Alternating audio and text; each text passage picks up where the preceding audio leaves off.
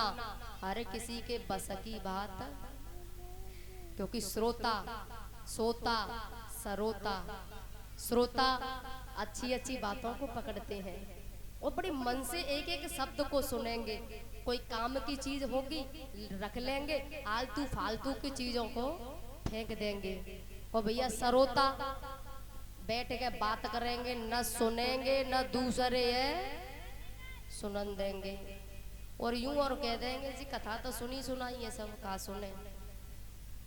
लोगों के भावों की बात कर रही हूँ। अरे भैया भागवत, अच्छा कथा ऐसा कौन है जो नहीं जानता?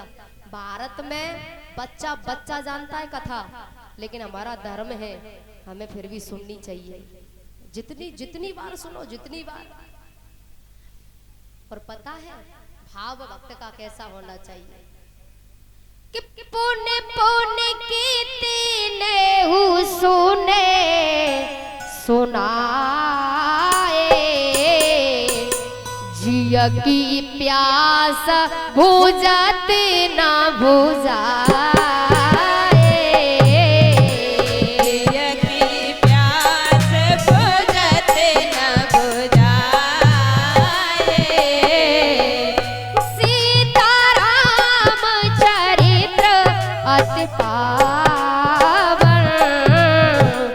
मधुर सरिस और मन अति भावन,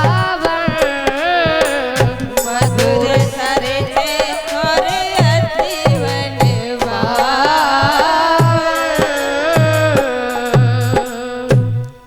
पुण्य पुण्य कीर्ति नेहु सुने सुनाए, की प्यास बुझत ना बुझाए। ये भक्त का भाव है। और अभिमानी का भाव अभिमानी का बड़े रोज हम सुनते हैं, हम सब रोज घर पे पढ़ते हैं कैसी कथा कई की है, ये तो हम रोज जानते हैं ये कथा, ये क्या कथा। ये अभिमानी का भाव है। और भैया भक्त का भाव कितनी भी बार सुन ली जाए, जिनके श्रवण समुद्र समाना, कथा तुम्हारी सुभग सरनाना, ये भक्त का भाव है। तो जो मैया सो जाती है पांडाल में बैठकर भैया कथा सुनना, ये भी बहुत बड़ी बात है। सरोता बात करेंगे सुनेंगे न सुनन देंगे, सोता आराम से किसी खम्भे से पीठ लगाई और आराम से सो जाते हैं। अच्छा एक जगह की बात बताऊं आपको, एक गांव में कथा चल रही, पत्नी रोजाना आती सुनने, पति से बोली आप भी चले जाया करो। और पता है कथा बड़ी अच्छी चल रही और कथा में मीठा मीठा अमृत भी बरसता है, रोज रोज जिद करती वो। तो पति ने सोचा ना हो तो चले ही जाए, बार बार कहती है। पति आया, एक दिन आया, अब कभी पांडाल में आया हो, बैठा हो, कथा सुनी हो, तब तो आरती हुई और वो किसी खम्भे से पीठ लगाई और आराम से सो गया। आपने देखा होगा कभी कभी इंसान जब सो जाता है, किसी किसी की, हर किसी की नहीं, किसी किसी की तो आंख खुली रह जाती है, किसी का मुंह खुला रह जाता है। आपने कभी देखा हो? तो ऐसे ही वो सो रहा था, मुंह खुला रह गया उसका। तो पांडाल में कहीं से कुत्ता आया, कुत्ता तो कहीं से भी आ जाता है। अब महाराज कहीं से घूमता फिरता कुत्ता आया, और कुत्ता ने क्या किया, 3 टांग धराधरी, 1 टांग आसमान, 3 टांग धराधरी, 1 टांग आसमान, और बिन बादल बरसा करे बरसत मूसल धार। अच्छा महाराज आरती हो गई, प्रसाद बट गया, वो घर पहुंचा, पत्नी पहुंची, पत्नी ने शाम को पूछा अब बताओ कथा कैसी लगी? हाँ अच्छी लगी ना? तो वो बोला हाँ, लेकिन तू तो कह रही कि मीठा मीठा अमृत बरसता है, लेकिन वो तो नुनखुरो जैसो लगो। तेने तो कही मीठा मीठा, लेकिन वो मीठा नहीं, वो तो नुनखुरो जैसो।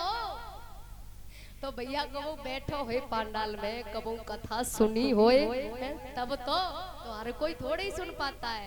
बोली लुटसान वाली मैया की जय। रहुगढ़ राजा को ज्ञान का उपदेश दिया, घमंड दूर हुआ और वो सच्चा असली सत्संगी बना। छठवें स्कंद में भक्त अजामिल की कथा आती है। अजामिल जो था गुणवान था और भागवत में ऐसा वर्णन आया है, अयम ही श्रुत संपन्न शील व्रत गुणाने, यानी गुणवान है, शीलवान है, धर्मवान है अजामिल। लेकिन संगत का असर, एक वैश्या को शूद्र के साथ देखा, संगति के कारण मन में काम उत्पन्न हुआ और अपनी पत्नी को छोड़ के वैश्या गड़का को घर में लाके रख लिया। ये संगत का असर इंसानों को बहुत कुछ अच्छा भी करा देता है, अच्छे की करेंगे तो, और बुरे की संगत करेंगे तो बुरा भी करा देता है। अच्छा, आपसे एक बात कही जाए, आप किसी शराब के ठेके पर दूध पियो, दूध, कोई कह देगा तुमसे कि दूध पी रहे हो, मतलब शराब के ठेके पर तुम दूध पियो, कोई कहेगा? तो कोई संगत कहाँ है तुम्हारी शराब की जगह? तो लोग यूं थोड़ी कहेंगे दूध पी रहे। भाई शराब के ठेका पे खड़ो तो शराब ही पी रहा होगा, और तुम दूध की डेयरी पर शराब पियो तो भी लोग क्या कहेंगे? अरे भाई दूध की डेयरी पे तो दूध ही पी रहा होगा। तो संगत का कितना असर होता है। कोशिश करो हमारी संगत अच्छी हो, कोशिश करो संगत अच्छी हो, हमेशा अच्छों का साथ मिले, यही कोशिश करो। भैया ज्वारी के संग बैठेंगे तो ज्वारी माने जाओगे, शराबी के संग बैठोगे तो शराबी माने जाओगे। अच्छा, एक जगह की बात है, ऐसे ही बात चल रही थी तो कुछ लोग कह रहे हैं कि हमारा शौक है, आपको क्या लेना देना, भाई जुआ खेलना, शराब पीना, ये हमारा शौक है, तुम्हें क्या मतलब इससे, क्या लेना देना आपको? ठीक है, हमें कुछ लेना देना भी नहीं, हमारी जेब से थोड़ा ही जा रहा है। लेकिन एक बात है, आपके यहाँ आलू होते हैं? आपके यहाँ फसल क्या होती है, मेन फसल? आलू, आलू, अच्छा आलू होते हैं। आलू होते हैं तो आलूओं में दवाई छिड़कते हैं कि नहीं? छिड़कते हो। क्यों? क्यों? फसल अच्छी है जाए, आलू पैदावार अच्छी हो जाए। अच्छा, तुम दवा छिड़कते हो तो उसमें कीड़े मकोड़े होते हैं, वो मर जाते हैं, लेकिन तुम मानते नहीं हो तो भी छिड़कते हो। क्या वो वे मर जाते हैं, गाली भी देते होंगे, लेकिन तुम मानते नहीं हो, छिड़कते हैं। क्यों? क्योंकि फसल अच्छी हो जाए, पैदावार अच्छी हो, दाना अच्छा आए। भैया तुम नहीं मानते हो, तुम दवा छिड़कने से नहीं मानते हो, तो ये शब्द रूपी ये भी दवा है, तो मैं कैसे मान जाऊं? भाई ये भी तो शब्द रूपी दवा है। तुम इस फसल को अच्छा बनाना चाहते हो, मैं आपकी जीवन रूपी फसल को अच्छा बनाना चाहती हो, तुम नहीं मानते तो मैं कैसे मान जाऊं? ये भी शब्द, ये औषधि है। अंदर बैठे विषय विकार, ये कीड़े एक गाली तो देते हैं, लेकिन देते रहे, छिड़कते रहो, छिड़कते रहो, कभी न कभी ये जीवन रूपी फसल अच्छी बनेगी। छिड़कते रहो। भगवान ने ये जीवन दिया भैया, मनुष्य जीवन। आपसे एक बात कही जाए, आपने मंदिर बनवाया, 10 लाख 15 लाख मंदिर में लगाए, बड़ा सुंदर मंदिर, किसी पुजारी को कर दिया, और पुजारी धुआं करता है, गंदा करता है, उस पुजारी को तुम रखोगे? भगा दोगे? बोले हमें पूछ पैसा कितना लगाया, निकल जाए इससे, इस मंदिर से, भगा दोगे। हालांकि उस मंदिर के कारीगर तो तुम्हें तमाम मिल जाएंगे, लेकिन इस मंदिर का कारीगर भैया एक ही है, और हम इसे रात दिन गंदा कर रहे हैं, तो क्या इसका मालिक हमें क्षमा कर पाएगा? सोचने की बात है।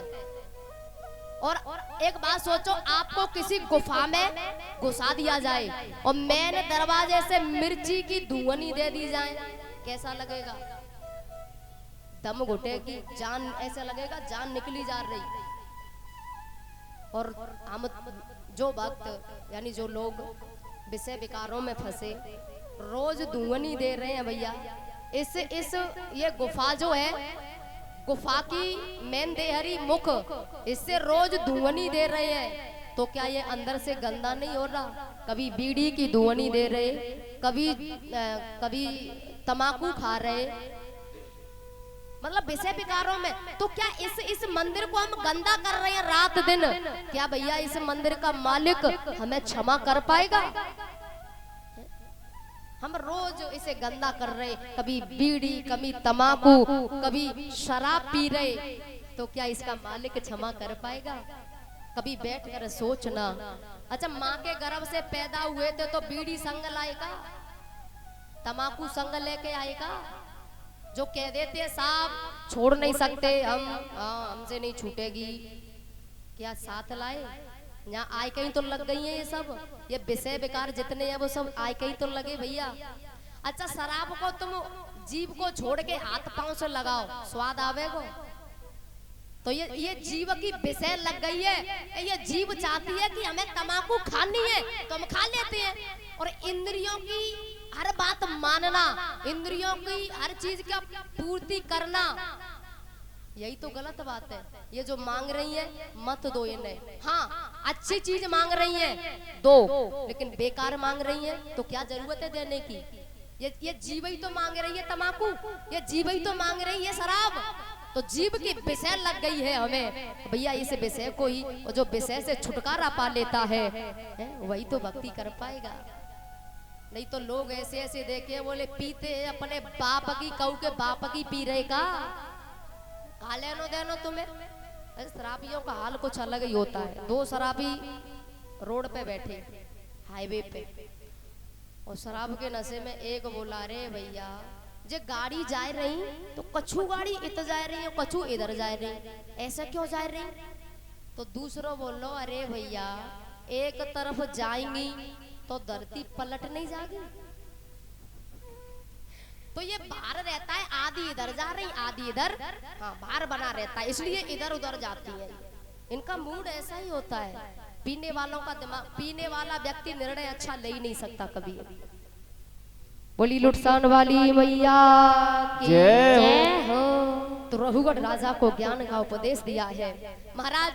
7वें स्कंद में कथा, एक भक्त की कथा आती है, जिस भक्त का नाम भक्त प्रहलाद हुआ। हिरण्याकश्यप का पुत्र है।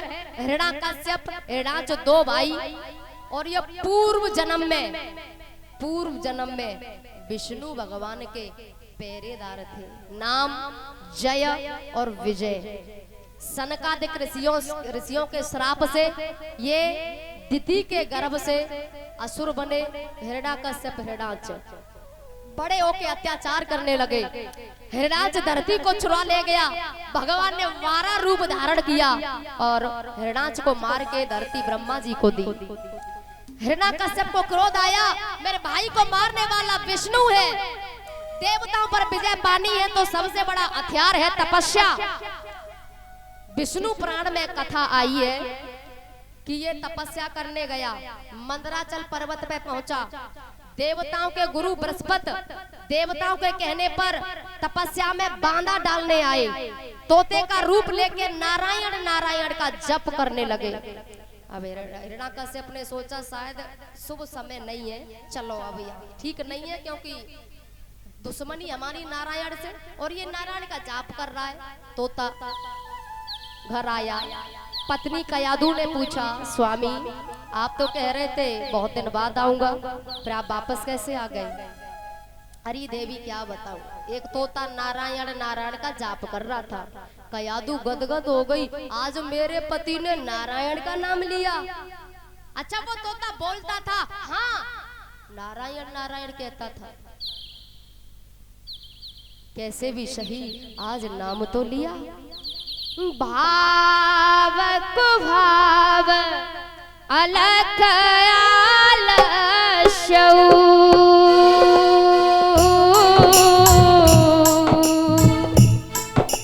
नाम जपत मंगल दिस दसहु। राम सिया राम सिया राम जय जय राम, राम सिया राम सिया राम जय जय राम।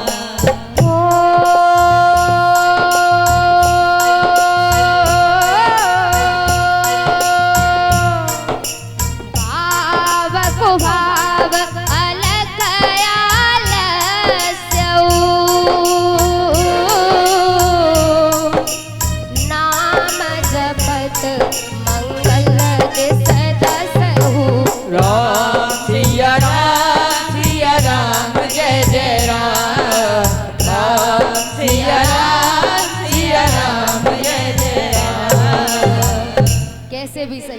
तो लिया और पत्नी ने पति के मुखार बिंद से 108 बार भगवान का नाम उच्चारण करवा लिया।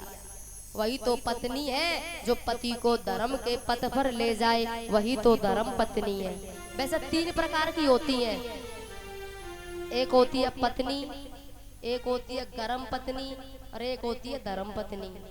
तुम कौन सी वारी है? देखो भाई, पत्नी, गरम पत्नी और धर्म पत्नी, तुम कौन सी वारी है? पत्नी पति को सिनेमा हॉल ले जाएगी, मॉल ले जाएगी, ये पत्नी है।